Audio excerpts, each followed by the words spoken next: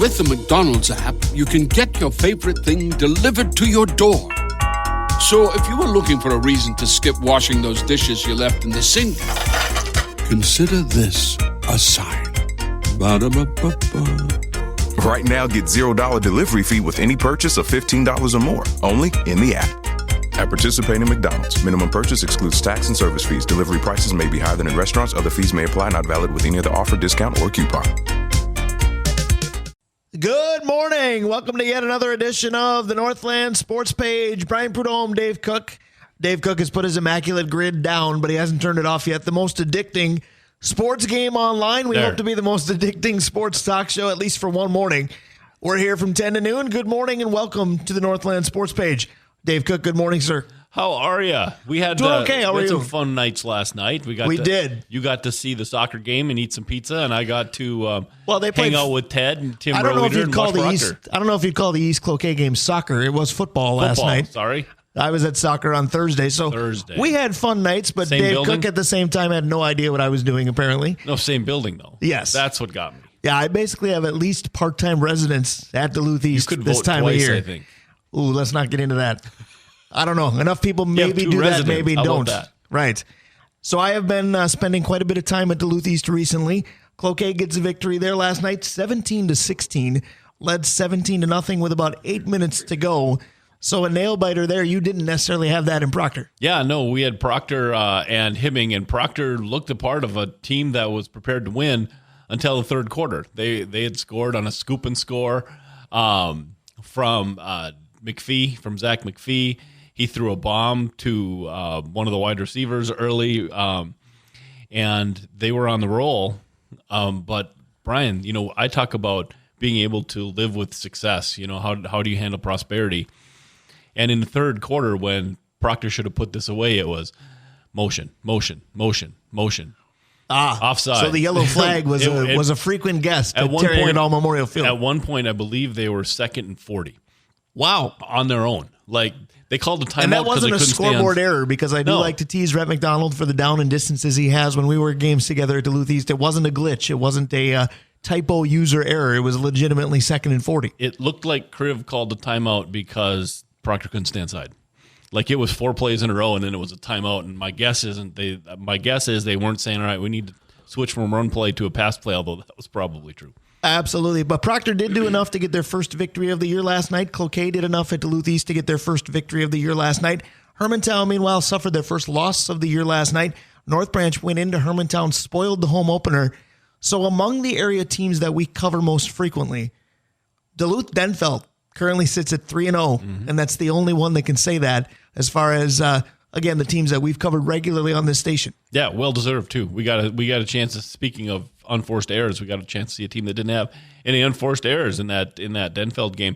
I was negative on Proctor there for a second. I do want to add that. That's why I wanted to remind folks they did win last night. It was 32-12. Yep. Proctor took care of Hibbing. They did win. Their lines were very good. I actually gave a star to their nose tackle, Berquist, because he dominated the inside of the offensive and defensive line when he was playing. So, speaking of dominant, it sounded like Tim Roeder was dominant in the play-by-play department. Yes, he was. You had a new and formidable partner on the broadcast last night. Congratulations to you on that. Yeah, Tim did a real nice job. It helps when you know the team. It helps that I've seen him before, and, of course, he knows the kids intimately. Right. And so it was fun. It was a good night. Ted and his crew, the Rails TV kids, did a great job as always. And, no, that – of all the fields, that's the one that the broadcast is the simplest with, because they understand broadcast, right?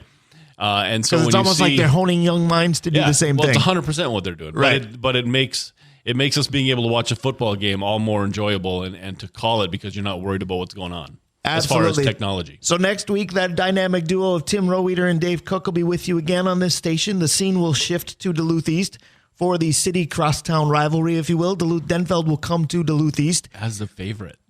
It'll be interesting to see, speaking of handling prosperity, how they deal with that. I will be in the building, but I will be on a different microphone. So I know you don't like to worry about technological setups, and trust me, I'm with you.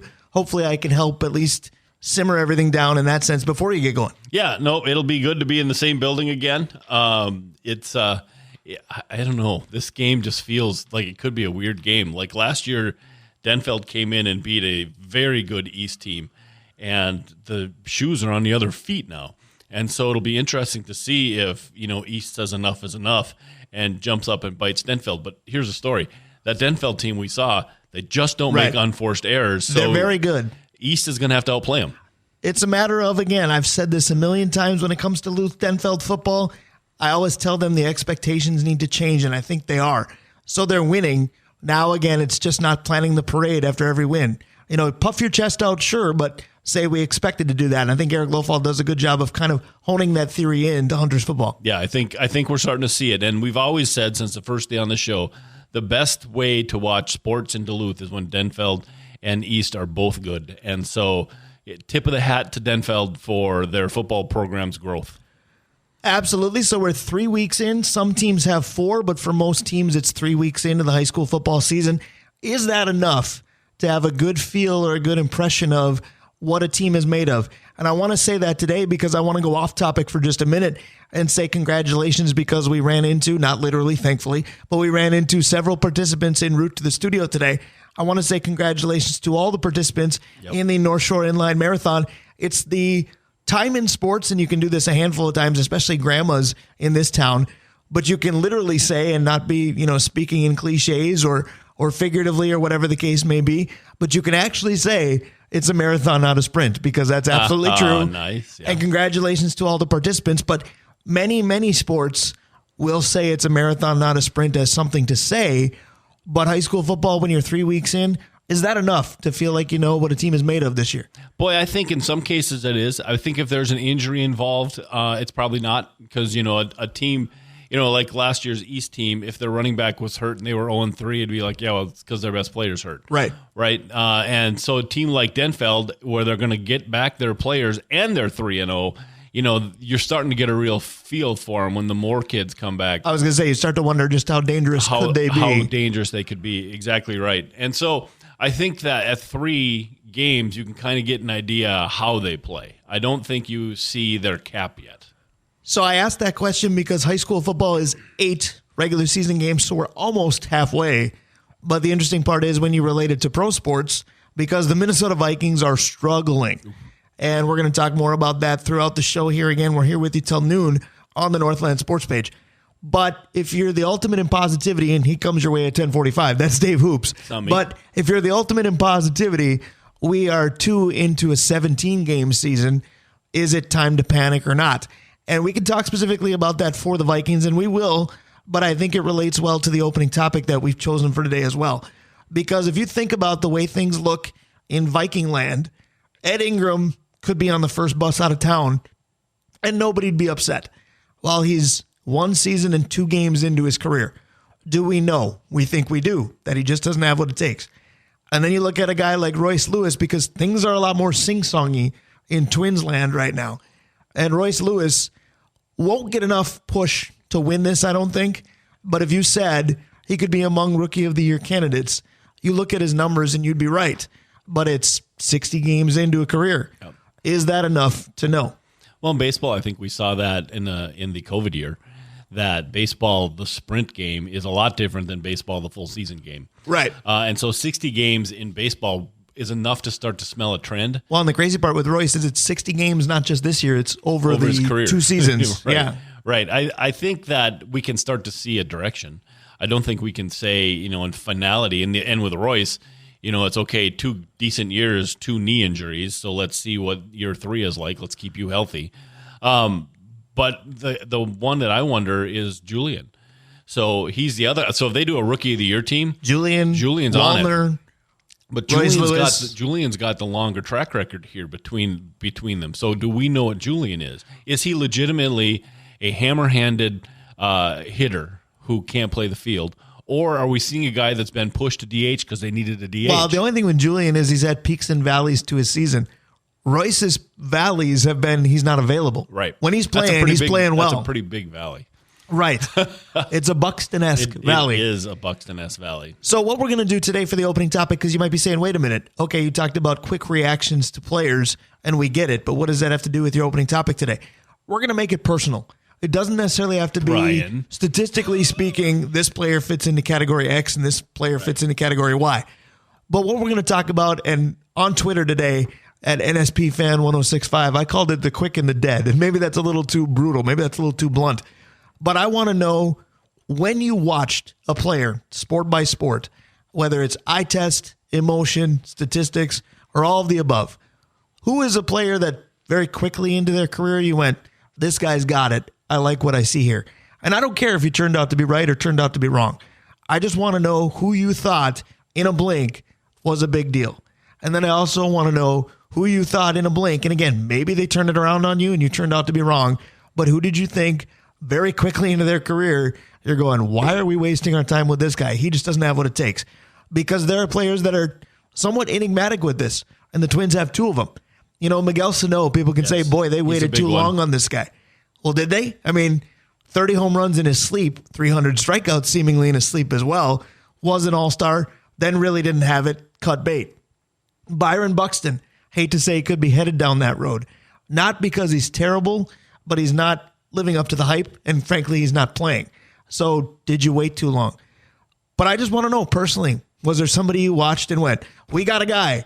Maybe you were right, maybe you weren't. Somebody you watched and went, they goofed, whether it's coach, GM, because that's a hot topic as well, or if it's a player. Right about the same time. The one that I thought, oh, we've got it now, is Herschel. Like, remember, I'm a college football fan, and so we were getting the guy.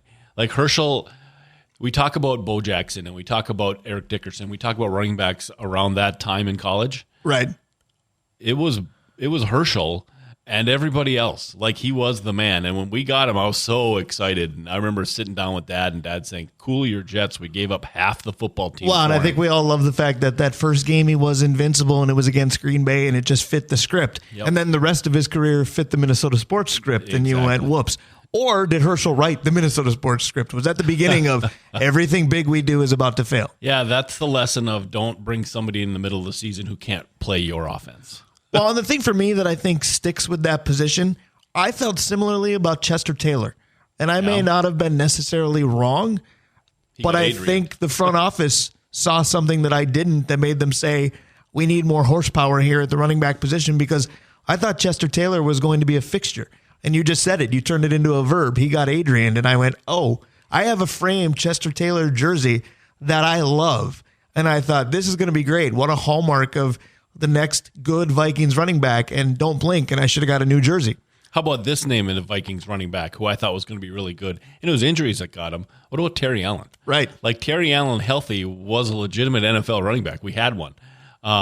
Terry Allen got hurt, and he never got like a bruised meniscus. Right. It was done for the season. Yeah, we blew all 4 of our ligaments and broke our leg in half. We'll be back next year. Well, and I thought similarly at the wide receiver position, I thought Bobby Wade was going to be just a huge deal. And you can't be a huge deal when you're that diminutive in size. But he was a good wide receiver one in some bad passing offenses. Bring him here. We're a decent passing offense. He's going to be great. He got cut quickly. The Bear wide receiver, the one that was at the end of his career, Marcus Robinson? Yes. Yeah. Another guy that was like, hey, you know what? We got a guy who can play, except he could play 4 years ago. Well, and the other guy that I guess it's a matter of how do you want to work this category, because did you watch him and think you had a good guy because of what he did somewhere else? Or did you watch him quickly and say, we got a guy? Because I loved Dale Carter, as in the cornerback Dale Carter. Yep. And you could put Chris Dishman into that category too. But I loved what they did on the other teams they played for. Yep. They got here and they stunk. Yeah, we got a chance to see the bad parts of Chris Dishman a lot, and the good parts were, again, 3 years before. One of the guys that I got really frustrated when the deal was made, and he turned out okay, even though he complained about being here, was Tommy Herr. Like, Tommy Herr played Tommy Herr baseball for the Twins. It was just awful that they traded this guy for him. It was embarrassing that he went to my other team or came from my other team, right? Right. It was like, don't make that. Oh, God, we made that trade. Well, the funny thing is I can continue to make position segues off of you because Tommy Herr was a second baseman, and you'll call me out on this because I had a second baseman for the Twins and I was like, hey, that's a decent deal. This guy's a hitting machine. So I was bummed when Brian Dozier was let go. And my way of coming to terms with dealing him away, I understood the business side of it. But my deal with, okay, this is going to be fine, is the Twins got a second baseman named Logan Forsythe, which everybody who'd follow baseball for long enough kind of eye-rolled and went, okay, I guess it's somebody you're going to put in your starting lineup, but wait and see what you get. Well, he was hitting like 425 in his first 2 weeks with the Twins, and I thought, wow, they got a deal at the deadline. They got rid of Dozier and got their new second baseman of the future. 425 became 225 in about a month. Yeah. And I said, whoops a daisy. Yeah, one of those guys that in a short period of time can hit 10 hits, and in a long period of time will still give you those 10 hits. Absolutely. So the reason I bring this up with modern day sports, so to speak, is a couple names that are under fire already with the Minnesota Vikings and their struggles. I mentioned Ed Ingram, sure, but Kwesi Adolfo-Mensah hasn't been here very long. There are plenty of people that said this guy can't draft his way out of a paper bag. I roll that constantly because that's what bugs me about the draft. I don't mind that people like it. I don't mind that people get into it. I do mind that everybody thinks something's great or terrible when no football's been played. But a lot of the naysayers with Kwesi's draft picks have been proven right so far, so he's under duress. Brian Flores is proclaimed the savior back this summer. 2 games in, they can't stop the run, and Baker Mayfield, who's had more endorsements than starts, says he figured out his signals. Where are we on Brian Flores right now? Did we get the guy or did we owe? No, we're a much better defense than we were last year. Yeah, we couldn't stop the run against Philadelphia, who is, top 2 team in the NFL. And so top 3 team maybe in the NFL, depending how we want to look at it. They run. Like, they got a good running attack, and we are. What did we? So they do, but their best players are Jalen Hurts, A.J. Brown, and Devonta Smith. You want to combine the two? The combination of the 2 people that you had mentioned is that our GM addressed positions of strength for us and did not address positions of weakness. And so, for instance, the Vikings traded out of the number 12 pick, which turned out to be the wide receiver from Alabama for Detroit 2 years ago. But the cornerback, Jameson, whatever, is the kid who's suspended for being stupid. Okay. They traded out. That's who Detroit took. But the safety that plays for Baltimore, Kyle Hamilton was still there. Yep. So instead of taking the better safety, they traded almost out of the first round and took the third best safety. Took a safety that hasn't really played yet. But that's so when you say, well, you can't talk about the GM, the reason you can is because we're starting to see a pattern in his draft style. Ed Ingram, they talk about social responsibility. Ed Ingram's in college wasn't a great guy. Right. And congratulations, he seems to have turned it around. But again, something that we touted and we walked away from. And I'm just saying that if you look at our kids, Addison has 2 catches, both touchdowns, very important. He also stands around when the run is coming because he's smaller than half the kids we did football for last night, and he doesn't want to block. And it's just... Right, I'm not saying any of his draft picks are suddenly defensible, pun intended, because some of them literally haven't been. That's his biggest job. But I agree with you. I'm just saying it's interesting that he's a sneeze into his career, and we're ready to run him out of town, just like Ed Ingram, where other people, if you want to use the sneeze comparison, get full-blown pneumonia and get to stick around. Like that's true. Like Miguel Sano did for the better part of a decade. Or Terry Ryan. Right. At the second part of Terry Ryan. Well, and the interesting part, because you bring up Terry Ryan, is Kwesi's under fire, and I think it's deserved. I've tried to defend and say, let it play out. How long can you let it play out? Yep. I mean, you've got people on both sides of the coin. You've got fan bases and media personalities who are livid. You've got other fan bases. One works for the team, and I think you know who I'm talking about, who said, let Kwesi cook. Well, okay. I think that's still true, by the way, but I don't think you can defend his draft. His draft picks have not been good. But the interesting part is we started this show, well, we didn't necessarily start it, but 5 minutes ago we were talking about the great rookie class for the Twins. Mm-hmm. But Falvey and Levine have been deservedly under fire as well. But they've been around for, better part of half a decade. So is their time wearing thin? So it's just interesting to me to figure out how much first impressions matter and how long is a sports first impression. I'll give you probably the greatest Twins one of all time, Nishioka. I mean, remember he was after Ichiro, but he had a lot of the similar characteristics. He was a really good hitter. He was a slap hitter, but so is Ichiro. When he came in, Ichiro just learned here how to be even greater than he was. And Nishioka got a broken ankle in a slide at second base. But that happened in like game 6. Yep, done. Which I understand what you're saying, but for me that doesn't fit the category then because super excited and then he didn't. Right. That's the category, right? It's really not because it's who did you know the second you saw them play was going to be good? And who did you know the second you saw them play, this guy doesn't have it? The second you saw Nishioka play, his leg was broken. Yes, I guess you should be able to decipher that, well, that's not going to work out very well. Yeah, at that point, at the leg break moment, you're right. Because in that sense, the category would be the hype train that got derailed. And I get that. What I'm saying is we're so quick to bury Ed Ingram, and I get why. We're getting to be very quick to bury Kwesi, and I get why. Brian Flores is under fire, and the NFL every week is like a mini Super Bowl in its own right. And I get why. But I'm just saying, who did you watch and say, this guy's phenomenal, right or wrong? Who did you watch and say, I cannot handle this guy, right or wrong? Because I feel like there have been people that have said about Kwesi since day one, this guy's clueless. And I've looked. Yeah, that's not fair from before. I agree with you. And I've looked and said, how do you know? But some of these people, as it starts to pan out, are starting to look right. And so I'm going, and not that I'm the be-all, end-all intellectually in sports, but I'm starting to look and go, what did I miss? Yeah, Todd Richards is one of those guys, when you saw him coach to start with, it looked like they had figured it out, and all of a sudden they unfigured it out. And you could never quite figure out why that was. Did he lose the locker room? He seemed to have all the things you were looking for in a young head coach, and we finally had one, and he completely failed. And you look at how many drafts of the Timberwolves, the one that we always give heat to, the kid from Syracuse, Johnny Flynn. Johnny Flynn played pretty well his first year. When he played, yeah. I believe he was a first or second team all-rookie team. Like, he was legitimately good, and then I know he got hurt, but he also was not then. And so he's been the butt of a joke. Had he continued his career path like it started, it still would have been we picked the wrong guy.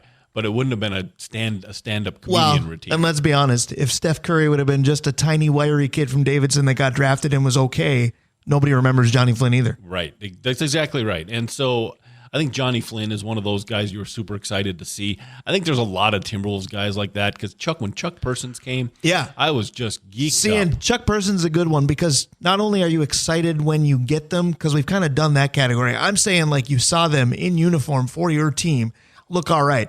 And Chuck Person would have games where he couldn't miss. Yep. And then you'd have games where you go, where's the Indiana Pacers Chuck Person? What happened to you? And for me, that was kind of Ryan Gomes. And I think it was partly because I wanted something besides Al Jefferson to come out of the Kevin Garnett trade. And Ryan Gomes had nights as a wing where he shot the ball very, very well. And then you realized that he did very, very well because he was the number one option on a very, very poor offense. Because all of a sudden in bigger games, you'd go, where's Ryan Gomes? Oh, he's out there. He's trying. He's just not that good at all. How about for a quick one, Anthony Bennett? Because Anthony Bennett had a couple good games, his first couple games for the Timberwolves, and it was like, okay, we outsmarted him this time. We've got a kid. We're going to be able to teach him how to play. And he was terrible in the NBA. Right. But it was surprising because the first two games I thought, hey, you know what? Maybe we figured it out. And we didn't. Well, to this point, we've kind of done the negative side of Minnesota sports because, let's face it, it's the dominant side here on the Northland Sports page. Brian Prudhomme, Dave Cook. But again, the category is, who did you know right away, at least you thought you knew, whether they were terrible or great? There is the other side of it. I mean, Adrian Peterson, I remember the opening week against Atlanta where Tavares Jackson threw basically a swing pass where if he didn't get rid of it, the play was dead. And Adrian Peterson turned it into a 68-yard touchdown pass. Randy Moss, the first couple of games, we all knew how good Chris Carter was. We thought we knew that Jake Reed was pretty good. I remember questioning why this team needed a third wide receiver because back then it wasn't as common. Well, certainly week one against Tampa, that was eye-opening. The Monday night game against Green Bay, it was, holy cow, what do we have? There's two, and they played for the same team, Bedrosian and Reardon. So when Reardon came, it was... Again, my stance on closers. Okay, big deal. Except the guy we had, Ron Davis, put the fear of God in everybody. Right. And Reardon came in. Ron Davis and Fernando Rodney should hang out in Twins lore. And Reardon just came in and settled everything down and was that guy. But Bedrosian, he was the other bullpen guy they got that year. And all of a sudden, he was just a guy, right? I mean, in his career, he was just a guy. And when he came, I was expecting nothing. He was lights out for the rest of that season and really helped the Twins turn a 9-inning game to about a 6-inning game. Did you know that Steve Bedrosian is from Duluth? I did not know that. Duluth, Georgia. Had to throw that in for you. You, me, Amazon, and that dinosaur thing that showed up at the I was going to say, if any ones. restaurants still have NTN trivia, I'm a fountain of useless knowledge. For the Twins, for me, I think Justin Morneau was really, really good, really, really fast. And part of it is he changed my mind because I loved Doug Mientkiewicz. He was just the type of baseball player that I thought fit. There's that Twins way. Man, he was a defensive wizard. He was just a gritty, no batting gloves type player. And, well, we don't really need him. He's just patchwork till the big first baseman down on the farm is ready to go. And then Justin Morneau's hitting 430-foot bombs and, looks like baby Killebrew up there, and it was just fun. Yeah, no, he's a really good example of a guy that you were questioning. Shane Mack was that for me. It was like they traded for an outfielder who had some skills but hasn't done anything to this point. And then he turned out to be a key player on those championship teams. Well, how about a guy who did both for you? You talk about who did you know right away that you thought was pretty good, whether you turned out to be right or wrong. Marty Cordova, immediately I thought, wow, here's a future stud in the outfield. And about 5 years later, he was not only out of the Twins, he was out of the league. Yeah. Well, TK, the second half of TK's career, he had a lot of guys like that. Like Todd Walker had hit 330 in minor leagues. He gets up here, and because he has a college degree, TK makes fun of him all the time. Right. Dr. Walker. Yeah. Stahoviak is down in AAA, hitting, raking every place, comes up here, hits $120. David McCarty played 3 or 4 different positions on the farm, hit everywhere, came up here, couldn't hit. And you know how I like the kids, so watching those guys come up, thinking that I saw, these guys are going to be, and then just didn't turn out for no reason between the lines that they couldn't have at least had a major league career. Right.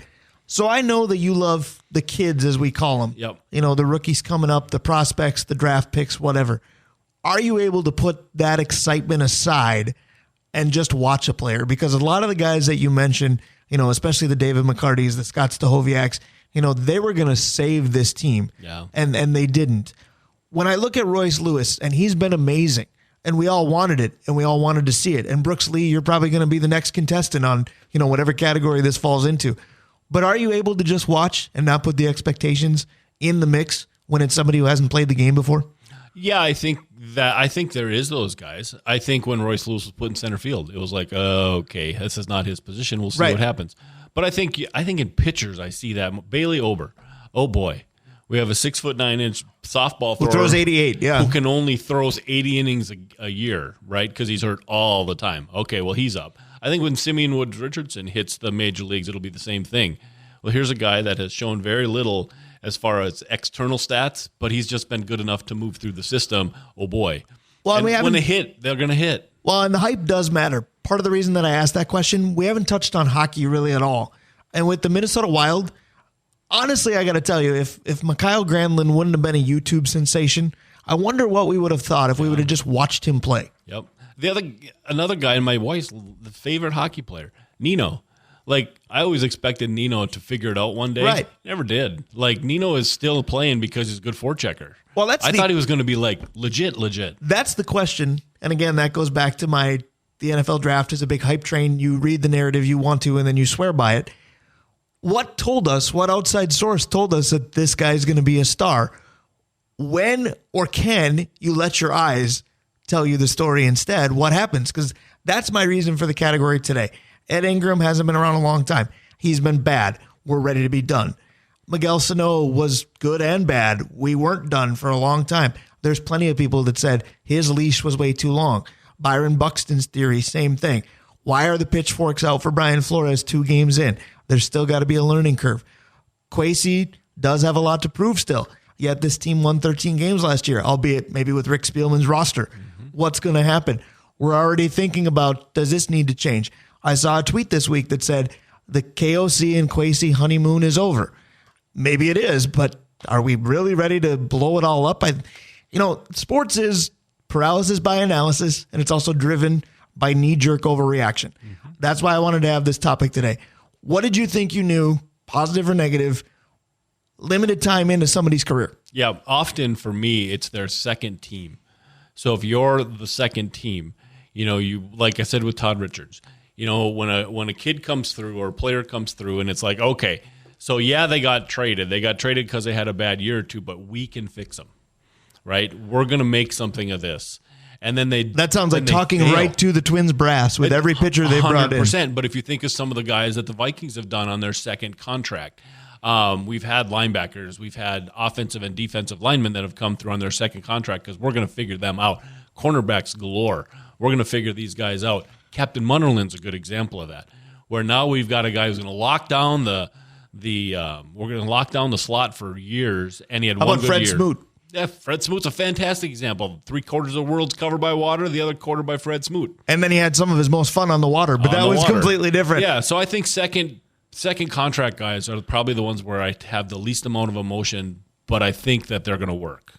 So I'll tell you this, we're bumping out with feels like the first time. This is not the first time that we've been panicked about the Vikings early in the season. This is not the first time we've been excited about a Twins playoff run. They haven't won a playoff game in a long time. Time will tell on all of it, but the opening topic today is forget about taking time. Tell us about those first impressions. I called it the quick and the dead. Will the Minnesota Vikings be quickly dead? We'll find out soon. The Saints Scholastica football season, that is alive and well. We'll talk to Mike Heffernan. He's next. He's ready for his home opener. We're the Northland Sports Page. Stick around. We'll be right back. Hey guys, time to get in on the action for the biggest moments in basketball with Prize Picks, America's #1 fantasy sports app. Just select 2 or more players, pick more or less on their projections, place your entry, and win up to 100 times your money. Right now, Prize Picks will match your first deposit of up to $100. Just download the Prize Picks app and use the code GET100. That's code GET100 on Prize Picks for a first deposit match of up to $100. Prize Picks. Pick more. Pick less. It's that easy. And we're back on the Northland Sports Page, feeling right at home here in our studio in the Holiday Center. Speaking of home, the Saints Scholastica Saints have their home opener this afternoon. We'll have a little bit more on that in just a moment. But first, we're home here at the Holiday Center only thanks to our great sponsors. Absolutely, Brian. Our sponsors include the original Arola Architecture Studio, Hoops Brewing, OAR Holdings, Kraus Heating and Cooling, your Carrier HVAC authorized dealer for our region, Advantage Emblem and Screen Printing, Sammy's Pizza, the Blackwoods Group, including their locations on London Road, in Proctor and in Two Harbors, Blackwater downtown, and Tavern on the Hill up by the colleges, Avenue 45, Mount Royal Bottle Shop, Stewart's Bike Sports and Trophies, Pier B Resort, Kohler Toyota, and Kohler Hyundai. So again, we appreciate all of our sponsors. A couple of them have specials associated. Mount Royal Bottle Shop, perhaps the ringleader in that department. Wine Wednesdays. We talked about the Vikings' struggles, perhaps a lot of whining going on Wednesdays, but Wine Wednesdays, 10% off the wine selections at Mount Royal Bottle Shop. And of course, we love when our sponsors work together.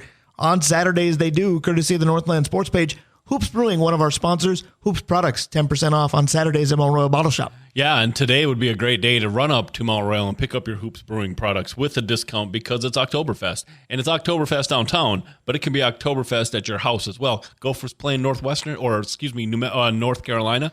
I was going to say, you'll cycle through the end schools and you'll get there eventually. What a fantastic day to be drinking some hoops on the porch. Absolutely. Or tailgating at the Saints Scholastica Saints home opener is always a good idea as well. Dave, I'll tell you this. I text an awful lot with a lot of people, and I love texting as a good, quick way to communicate with people, but I am all set to not have to text this gentleman today and get to see him. We welcome in Coach Mike Heffernan. Hef, it is home opener for the Saints. How excited are you, and good morning? Yeah, good morning. Thanks, guys, for having me on as usual. We're really excited. It's great to have your first home game of the year, and guys are excited. It should be a good crowd, so we're ready to go. Absolutely. So, Coach, the first segment today was very much buried in the theory of first impressions. And obviously this is the home opener, but the season opener was a week ago. What was your first impression of your team? And give me both sides of the coin. What was the first impression that you said, hey, we got something in this area, and this area? And what areas did you say, oh, we're not ready or where we need to be in that area yet?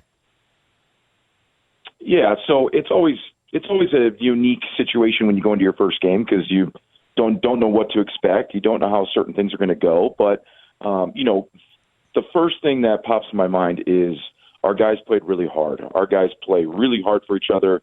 Their effort is unbelievable. It's unrelenting. They really leave everything they have on the field, and that is a credit to them. But we just didn't play smart enough at times. So we had some, coverage bust here or route bust here or protection bust. And, it's not just one play. It's not just one circumstance that decides the game. We played hard enough to win the game. We just didn't play smart enough. And, again, as always, it's always about us and what we can fix. So we're just back to paying attention to details for this week and get ready to play today. Say, Coach Brian had mentioned, thank you so very much for coming on the morning of game day. What does the morning of game day look like for a head coach in a college program that's on the rise? Yeah, it's the, as they say, the hay is in the barn, right? So today's not my day. Today's the guy's day, and I certainly wish I could go play out there, but I can't, and I don't think I have a play left in me. But it's time for those guys to take care of business, and all their hard work all week. It's time for them to show up, and I have to make sure that I just steer the ship and keep them focused, or snap them back into focus if they get out of focus, and it's up to them to get after it. So we start our morning nice and early. We head over to chapel. We go to breakfast. Guys get ready, double check all of our stuff, head over to the stadium, and then it's pregame. Absolutely, it is. So we're in non-conference season still to this point, but at the same time, today's opponent has plenty of familiarity to it. If I told people, hey, St. Scholastica plays Crown on Saturday, in recent years, people would say, oh, that's a storied rivalry. Does the familiarity help at all, or is there just the same amount of film study with any opponent? Yeah, it's really the same. It doesn't matter. It's obviously nice to be able to play somebody that's down the road that we have a relationship with. But it's the same film. It's the same everything. You don't change anything up week to week. It's the same focus, no matter what, going into every single game. No question about it. So speaking of things being the same, a couple of years ago, you guys got forced into a bit of a quarterback conundrum with a starting quarterback getting injured on play number 1. In a way, you ended up finding a bit of a diamond in the rough as well, because now all of a sudden it seems like you've got a quarterback that you're building around. Yeah. Donald West, our starting quarterback, he's done a tremendous job, and he continues to get better every day. I'm so proud of his focus and the energy that he puts into his own craft, and he's going to continue to get better as he continues to work. He started almost every game last year, got better, it seems, week to week. He spends a tremendous time studying himself and opponents, and he just continues to put himself in good positions to be successful. So we're certainly building a lot around Donald, and there's expectations for Donald, and he continues to meet those. So excited to see what he can do. Brian, over the last couple of weeks, you and I have been doing some high school football, and we've seen players that, look like they could play. I was going to say, you've had your recruiting eyes out for Coach Heff. I know Heff knows that. Every time I see a guy, I'm like, oh, I know where he could play. But I'm wondering, Coach, when you're building your offense around a quarterback, how do you determine how to use those skills best? I guess what I'm asking is, we see passing quarterbacks and we see running quarterbacks, but how do you build an offense around a quarterback's personality and confidence? Yeah, so it goes hand in hand with what he's comfortable with and in the communication that we have. So for Donald and myself and Coach Bremer, offense coordinator, it's we're going to run a certain type of offense because that's what we believe in as a program. But what does that individual do great within the system? And that system may have to tweak and change a little bit. It may go this way one year and go that way another year because different skills develop, or we find something out about your quarterback that you didn't know. So that's really up to us as coaches to try and find the things that can continue to push and continue to motivate your starting quarterback, and then find out his tangible skill set. That's where you start, and then from there you just kind of build from there and see what they're comfortable with. But it's common to have the quarterback come in and, hey, I like these plays on third down. Hey, I really like this week, or hey, I didn't like this week, because again, like I said before, he's the one out there doing it, not me or not Coach Bremer. So that's where you really can start to take things to another level once the quarterback establishes, hey, yeah, I can do this, and I want to do it this way. So that's when it gets exciting. And what's the moment when you're coaching a quarterback, or pretty much any position, but quarterback's kind of where I'm looking, where you say, okay, we have ourselves a starter? What things go into making that decision that this is a guy we're going to hook the franchise up to for a while? Yeah, for me, it's obviously you want or require, or whatever that may be at whatever level that you're coaching, a skill set. And then from there, for me, it's how do you deal with adversity? And how do you respond? How do you bounce back? Because it's not always going to go your way. Very rarely does it go your way perfectly all the time. So how do you respond? How do you bounce back? And then with that, unlike any other position in any sport, the quarterback is what everybody looks at. So if you're able to bounce back, you're able to get your attitude right and continue to give great effort, and not necessarily have to be the leader or the number one guy as a young guy, whatever the case may be, but you can stand on this pedestal and you can show what great body language is. You can show, what it means to persevere and be relentless and bounce back. That's when I know I got somebody. Boy, and those are all things that I look for. I tell you, Brian, we've had a chance to see a lot of high school players that could certainly take some of that advice to heart when they want to keep going in their football career, career, frankly. No question about that. So Coach Mike Heffernan of St. Scholastica is with us. Home opener day, they'll take on Crown. That'll be at 1 o'clock at the facility formerly known as Public School Stadium. It's now Hunting Stadium, Marv Heikkinen Field in the western portion of Duluth. I got to spit that out a bunch of times on the play-by-play today. Coach, I got to ask you this. Dave's been all about the offense. The cliches tell us that offense sells tickets, defense wins championships. What's a defensive identity? What are some of the defensive stalwarts we should look for on your squad? Yeah, the biggest thing for us, number one, is the ball. So whether it's offense or defense, we're going to go after the ball. And when you put the film on, you're going to see our defense scraping and clawing at the football, and that's what it has to be. The football is the most important thing. The second thing is they're going to execute to the best of their ability, and it's going to be nonstop. So they're going to be flying to the ball. And then we preach about physicality. And those are things that our defense is owning. And each position group on defense is owning what their version is of those three things. And they're taking it to heart, and that's what we're going to put on tape. So regardless of what the outcome is, those are the things that they're going to do, and we're going to continue to work that. So, Coach, I'm going to call my next question kind of the necessary evil of an interview, because part of me is going to despise this question, and part of me realizes it's one you have to ask. We always talk about expectations, and if your expectation isn't to win every game, I feel like you're in the wrong business. But at the same time, there's a reality of how difficult, being undefeated is. Obviously, you lost your first game, so let's forget about that concept. But where I'm going with this is the first season in the MIAC was a maiden voyage, and lumps were taken. Last year, there were incremental improvements. It was, quite frankly, a fun football season from my perspective. The program's growing in this conference. Are the expectations growing too? And what's your reality for this season? Yeah, my expectations will continue to grow with every season, every game. How you measure that, I don't know. Do we want to do better than we did the year before? Absolutely. That's always the goal. And our goal is always to win every single game that we can. We are going to go into every single game, especially myself as the head coach, with the thought and knowing that we are putting ourselves in a position to win. We have to execute. Our guys, they deserve everything they get. I love my players. I know they love each other. My expectation is for them to leave everything they possibly have on the field, and if they can do that, then they have met my expectations. Do I want to win every game? Absolutely. I am one of the most avid competitors that I can think of, and I'm sure there's more than me, but that's what it's going to take, and those are my expectations, and that's how it has to be in order to continue to get better. I was going to say, I never question your competitive nature, because when I see you on walks around Lakeside, I feel like you're in your own way telling me to find a new gear if I can. So nobody's going to question that, but I want to close with this. We talked about how you've got a pseudo recruiter in Dave Cook wherever he goes. So the fact that he's been going to Arizona and back, who knows how broad your recruitment scope is going to get. But looking at the roster for Crown, they are really kind of a Rand McNally of recruitment, because they've got players coming from all over. That's nice. The big scope is a pleasant surprise for anybody. But at the same time, we're a local radio show. This community loves local. Who are some of the local kids that we should look for on your squad as well?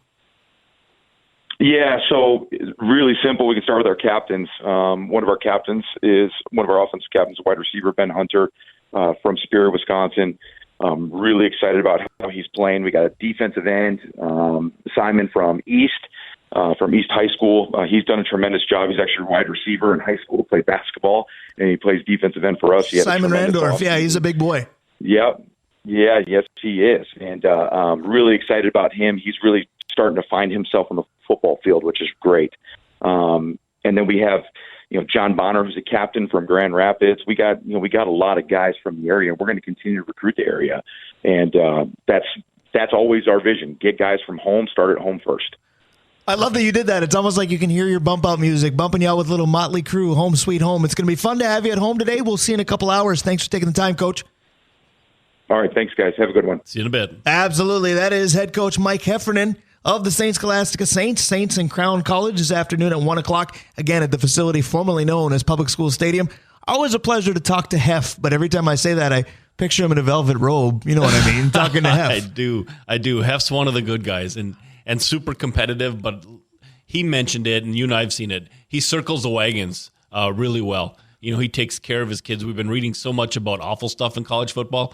Hef's always got his kids. He is one of the good guys and a very big competitor. We're going to stick with that theme. Dave Hoops is next. We're the Northland Sports Page. Stick around. We'll be right back. This podcast is sponsored by Ramp. Are you the decision maker in your company? Consider this. For the first time in decades, there's a better option for a corporate card and spend management platform. Meet Ramp, the only corporate card and spend management system designed to help you spend less money so you can make more. Most corporate credit cards offer points as incentives, but those points amount to less than their worth in real cash value. Ramp's business cards offer you cash back, real money in your pocket. Plus, you control who spends what with each vendor. And Ramp's software collects and verifies receipts automatically, which means you'll stop wasteful spending and close your books in hours instead of days. Businesses that use Ramp add up to 5% to their bottom line the first year. If you're a decision maker, adding Ramp could be one of the best decisions you've ever made. And now get $250 when you join Ramp for free. Just go to ramp.com/easy. Ramp.com/easy. RAMP.com/easy. Cards issued by Sutton Bank and Celtic Bank, members FDIC. Terms and conditions apply. Back here on the Northland Sports Page, little double meaning to that particular bump in song. It's High Hopes from Panic at the Disco. Dave Hoops is next, and no matter what the numbers may say, he's always got high hopes for our favorite team. So I'm very happy to talk to him in just a moment. Or is it time to panic in Minnesota sports, particularly in the Viking season? We'll find out, courtesy of Hoops Brewing in just a moment, but there are several other sponsors to give some love to this morning. 100%, Brian. Let's start with the Kohler twins, Kohler Hyundai and Kohler Toyota, taking care of us for the past year or so. It's great to have them on board. Pier B Resort, Stewart's Bike Sports and Trophies, Mount Royal Bottle Shop, Avenue 45, the Blackwoods Group, including their locations on London Road, in Proctor, into Harbors, downtown here with Blackwater, and Tavern on the Hill up by the colleges. Sammy's Pizza, Advantage Emblem and Screen Printing, Krause Heating and Cooling, your carrier here in northeastern Minnesota, your carrier HVAC authorized dealer, Arola Architecture Studio, OAR Holdings, and Hoops Brewing. Let's talk to Hoops Brewing guy himself, Dave Hoops. Absolutely, we will do that. And speaking of Hoops Brewing and Mount Royal Bottle Shop, two of the sponsors that you mentioned, good day to get some Hoops Brewing product today. Go ahead and do it at Mount Royal Bottle Shop, 10% off on Saturdays, thanks to the Northland Sports Page. Why? Because you can find Dave Hoops on our show each and every Saturday. He joins us now. Good morning, my friend. Good morning, guys. How are you doing today? Doing well. How are you? And I hope you're doing as well as you normally are, because now more than ever, I told Dave Cook this well before the show today. I said, I love talking to Dave Hoops. Dave Hoops is one of my closest friends, but I need him today. The Vikings have been losing. I covered Duluth East football last night. They lost. The Twins are doing great, so I can cling to that. But it's 2 games into a 17-game Viking season. I know you're going to tell me that I don't have to panic about anything yet. Go ahead and be your positive self. Well, the numbers do it for me. Last year, 1-1. Okay, fine. Look what happened. 2 years ago, we lost, 8 one-score games, something like that, right. 8 or 9, my memory. Last year, we won 11. Well, this year, we've lost 2. Fine. Okay. Kirk's averaging, 340 a game, 3+ touchdowns. They have no running game. Kevin O'Connell knows this, and that's about the only thing that I'm not rosy about. I don't like losing. I was on a plane watching that game, returning from Colorado. But the whole sky is falling thing, it goes back to the fact, remember, Brian, we have all the major sports here. We're lucky that we get to root for our teams. A lot of people enjoy being pessimistic and angry about losses. They don't realize it. Right. But it's a part of their default. I think you just struck gold with that comment. I think you're exactly right. Yeah, I look forward to next week. And my head's not in the sand. There are more important things in the world but it gives me great pleasure to watch the Vikes win or lose. Obviously, win is better. There, how's that? That's a very good take. I appreciate that, because when it comes to the Vikings, I look at it basically three ways. If you are a pessimist, you could say this team just isn't built to win any games. They're way too soft in the trenches where games are won. The offensive line is soft. The defensive line is soft. And you could say this team is going nowhere. If you're the ultimate in rainbow, sunshine, sunshine, lollipops, and rainbows is what I normally say, you can say, hey, if they hang on to the football, they're probably 2-0. And then we're going, my goodness, what a team that we have, because they've moved the ball up and down the field at will. They just haven't finished any drives. That's the positive and the negative. If you're a realist, you probably just say, yep, because I think both of those things actually can be true. That's so well said, and I'm not even going on the fact that we would be, undefeated if they held on to the football. That goes without, that's pretty obvious, but that also gives us optimism because, we're not going to keep doing that. Now, if they start the season 0-7, maybe I'll be 80% optimistic, but, it's early, okay? So and again, people are welcome to throw rocks at them. Go ahead. They're your team too. It's going to happen. Right. This fan base loves to do it. I have to ask the easy question specifically to you, Dave Hoops, because I know your affinity to Justin Herbert and the Chargers. They're next 8 days from now. Where's your allegiance? Because you are a Vikings fan, but you are a Justin Herbert fan. So are you hoping that Herbert has, let's call it a Kirk Cousins the first 2 weeks, throws for 300 plus and a couple touchdowns, but his team loses? Well, that's exactly what I'm hoping. And, and 2 would be fine, not 3. And I think the Chargers are going to be pretty good this year, but the Vikings can beat good teams. They made their defense gives me great hope. And, with 4 turnovers, they still hung around. And, Osborne dropped a few passes. There's a little things here that make, I'm looking forward to that Chargers game. And Herbert's still a young kid. I just love his story. So, I want them to lose that game, of course, 100%. Count on it. I think, Dave, you make a really good point. It's something we've talked about before. There are definitely some soft parts of this defense. Hey, diddle, run right up the middle, and you'll see what those soft points are. You've been sitting on that for a while? Yes. Okay, that's pretty good. But you see kids like Ivan Pace really play well. You're right with the turnovers, and that's where the Flores defense is really interesting. Brian and I have been talking about it. They've given up a lot of points, but they're kind of doing what we thought they'd do, right. And that's be young and turn the ball over. What worries me the most, and I'll let you answer Dave's question here in a moment, Mr. Hoops, but what worries me the most is a fairly nondescript quarterback, unless you love commercials.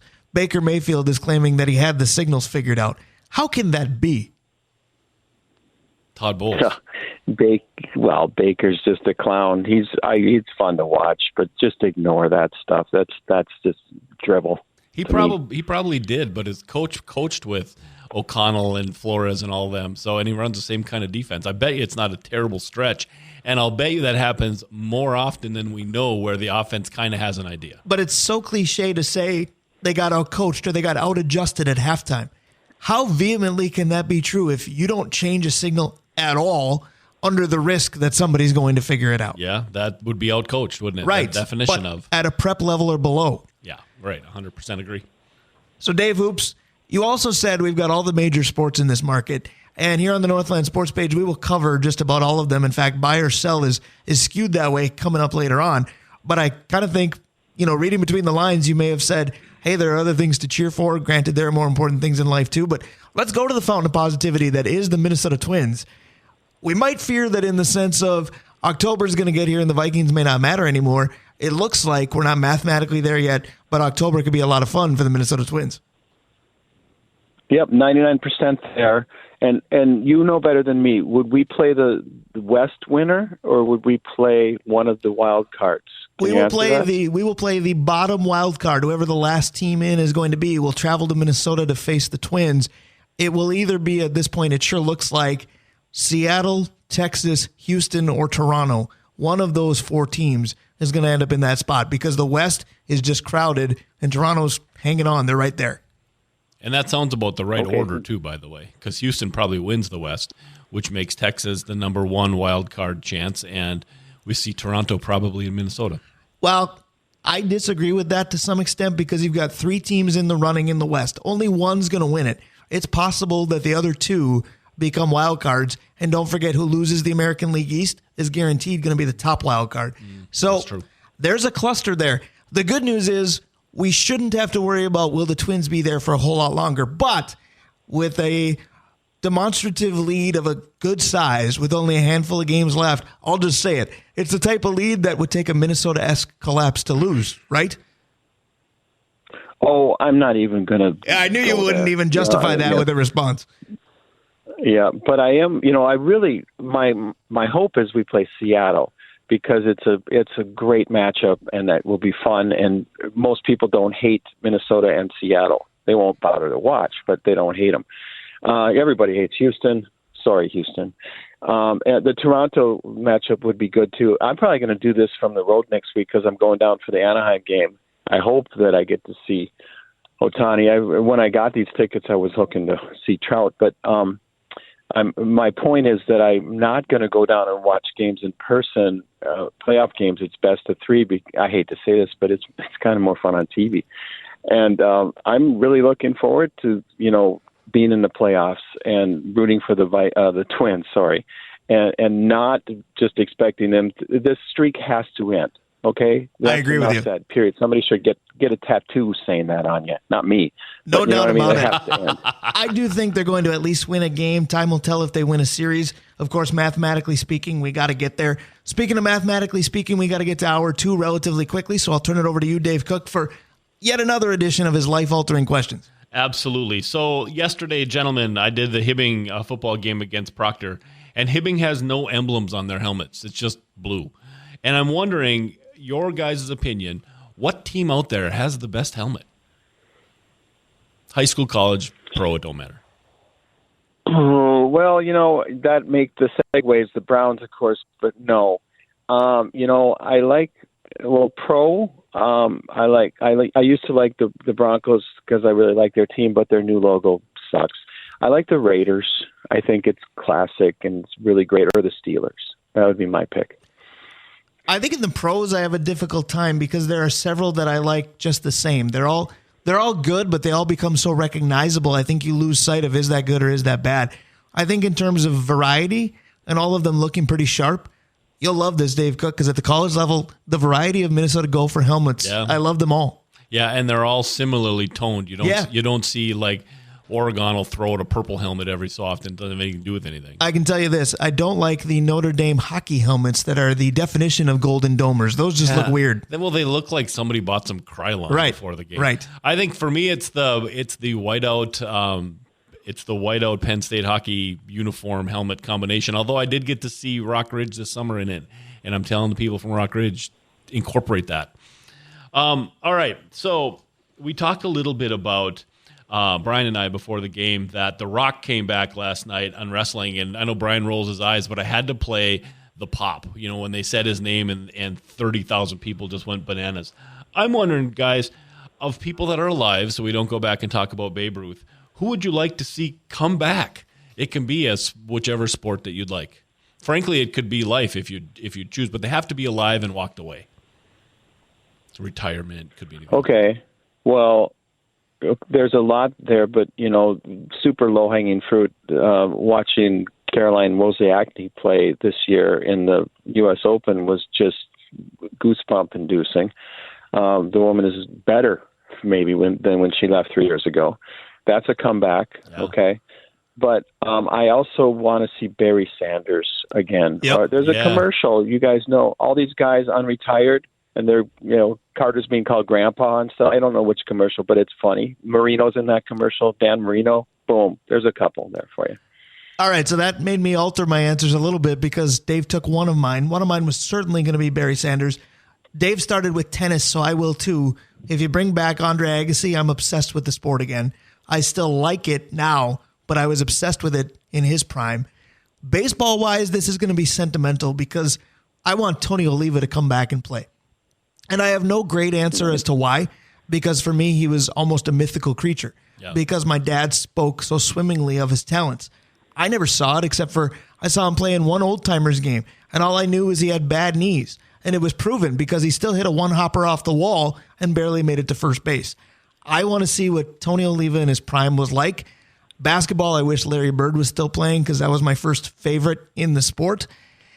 NHL, I don't know. I guess because eras are so hard to compare, let's just bring back Gretzky and see if he could have done anything in this era. Yeah, see, that's kind of my thought in this whole thing. I'd like to see Gretzky back in this, but there's so many baseball guys. I want to see some personalities come back.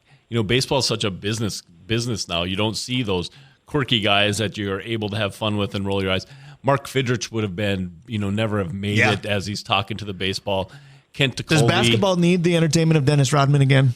Dennis Rodman would be real interesting. I was thinking Michael Jordan, just because to see him and LeBron actually face off in their prime. We could finally settle that debate, perhaps. Yep. One more. All right, the last one's going to be a beer question, guys. New beer brands. So I'm looking, when I go through coolers, and there's 1/5 of the beer brands that I know. The other 4/5 I have no idea. Are there any relatively new beer brands? And so I'm not saying it has to be this week. Relatively new beer brands that you kind of sit back and are either surprised they made it or impressed that they made it? Yeah, for sure. Right off the bat, you have to look at the ridiculous increase in, not ridiculous, it's stunning, the NA market. And I bring that up because a brewery called Athletic is making pretty good beers. They're the 17th biggest brewery in the nation, and they did not exist a few years ago. So there's a staggeringly interesting one that beer drinkers, though not necessarily, are going to drink. So there's one. But the other one, there's too many new brands, so most of the consumers are confused. But something like, in Minnesota, I hate to say it, but people should be looking at Summit. It's not a new brand. It's just forgotten. Right. And it's an amazing beer that's just being overshadowed by a whole bunch of new brands that, I'm not going to get into quality. But that's a backwards way to answer your question, Dave. Sorry about that, but that's my point. All right, Dave Hoops, I might be calling upon your expertise for this, and I hope I get the name brand correct because I don't think it's relatively new. It's just harder to find. And I'd never heard of it until I went to my mom's house a couple times this summer, and she asked me if I wanted a beer, and I said, okay, what do you have? And she told me, and I went, I don't know what that is, but I'll try it. But I tried Yuengling beer, and it was amazing. Are you familiar with Yuengling at all? And maybe I'm mispronouncing it. Oldest family-run brewery in America.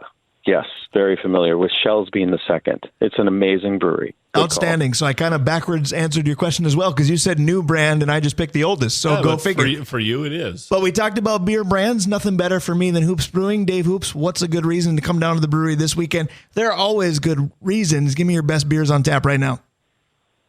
Well, you got to get our Oktoberfest. It's called Wiesen Oktoberfest. Wiesen, not because it's wheat. Wiesen is what it's called in Germany, the Wiesen. But more importantly, apple beer for you fruit lovers. Yes. And we make it once a year, and it's good, and it's full of Bayfield cider, and it's a kind of a must-have before the obvious Christmas beer coming up. We all know what that is. Oh, look at you tempting me. September 16th, and you're already talking about the cherry ale. I'm going to want to wet my whistle with that big time. Dave Hoops, you are the best. Thanks for being the fountain of positivity again today.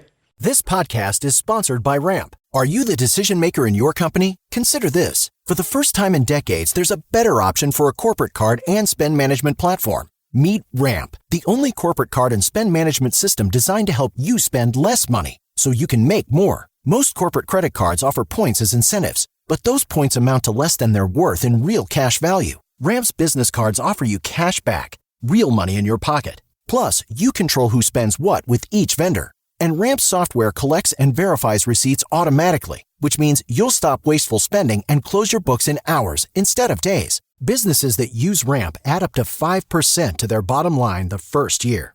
If you're a decision maker, adding Ramp could be one of the best decisions you've ever made. And now get $250 when you join Ramp for free. Just go to ramp.com/easy. Ramp.com/easy. RAMP.com/easy. Cards issued by Sutton Bank and Celtic Bank, members FDIC. Terms and conditions apply.